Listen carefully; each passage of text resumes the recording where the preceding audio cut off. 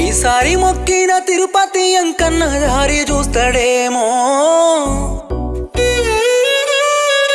దయగల్ల దేవుడు ముల్లోకనాథుడు కంట చూస్తాడేమో.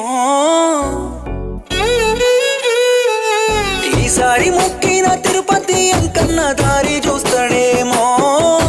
దయగల్ల దేవుడు ముల్లోకనాథుడు కంట చూస్తాడేమో.